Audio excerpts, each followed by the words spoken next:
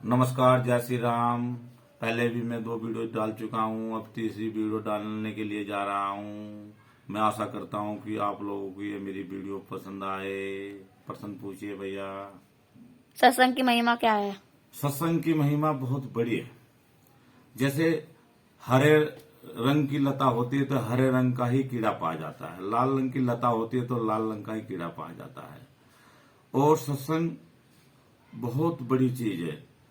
9 प्रकार की भक्ति होती है। परमात्मा को हम 9 प्रकार से प्राप्त कर सकते हैं, 9 भक्ति बोलते हैं। इसलिए कि अगर व्हाइट रंग का मकान होगा, अगर उसमें तुम धुआं कर दोगे तो वो काला पड़ जाएगा। यानी कुसंग का असर सत्य पर भी पड़ता है। इसलिए मनुष्य को चाहिए कि सत्य का ही साथ देना चाहिए और परमात्मा का भजन कर कर अंदर की शुद्धिकरण करते हुए परमात्मा की ओर एक कदम बढ़ाना चाहिए। जैसे अगर तुम कुएं में मुंह डालते हो और बोलते हो कि तेरा नाश हो, तो कुएं से आवाज आएगी कि तेरा नाश हो। इसलिए शब्दों को हमेशा सही दिशा में बोलना चाहिए और सही तरीके से प्रयोग करना चाहिए। चंदन विश्व व्यापक नहीं, लटक रहत भुजंग। चंदन के पेड़ पर हजारों प्रकार के सर्प लटके रहते हैं, लेकिन चंदन अपनी शीतलता, अपनी शीतलता, अपनी सुगंध नहीं छोड़ता। इसलिए बुरे व्यक्ति का संग होने से अच्छे व्यक्ति पर कुछ समय के लिए तो फर्क पड़ता है, लेकिन हमेशा के लिए नहीं पड़ सकता। ये सत्संग की महिमा है। अगला प्रश्न करो। गंगा में स्नान करने से क्या फल प्राप्त होता है?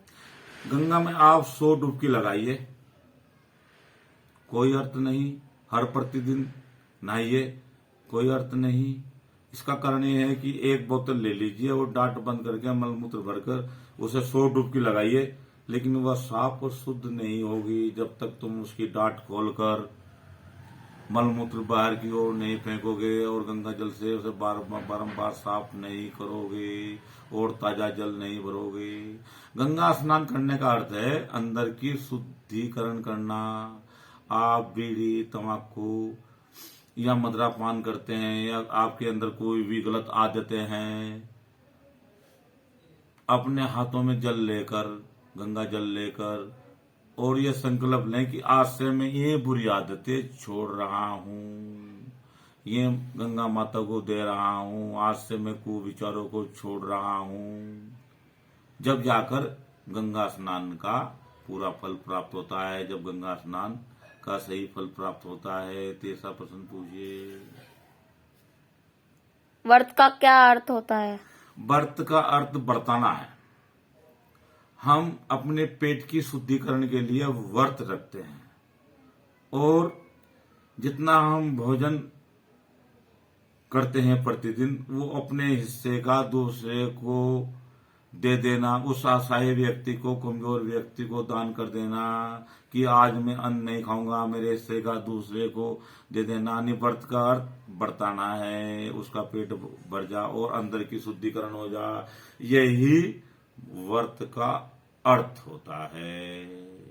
चौथा प्रश्न पूछिए।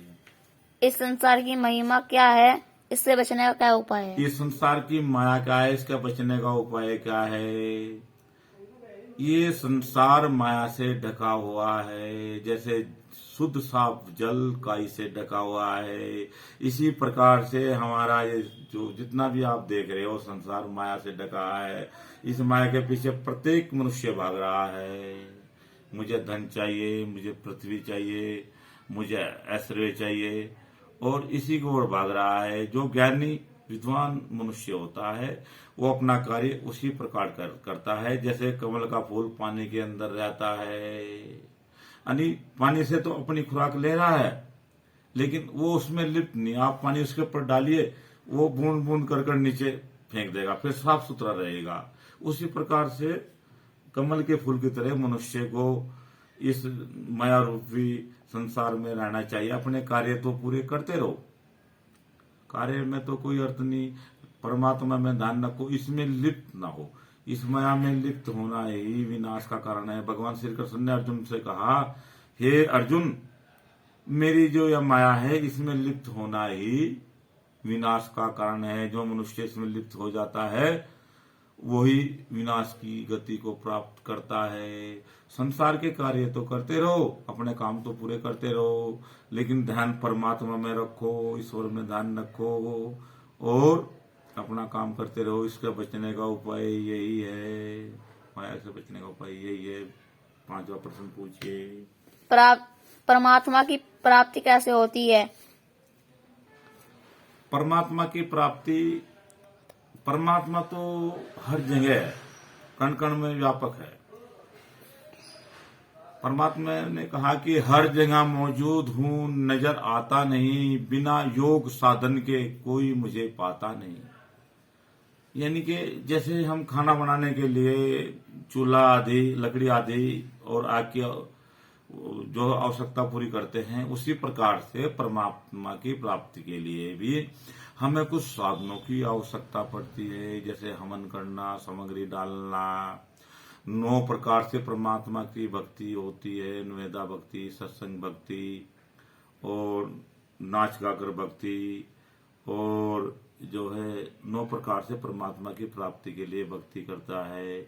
जब मनुष्य का जो है अंतकरण शुद्ध साफ हो जाता है, यह संसार जो एक स्वप्न के समान दिखने लगता है, जैसे स्वप्न देख रहा हो, उसे अपने चलने फिरने का भी भान नहीं रहता।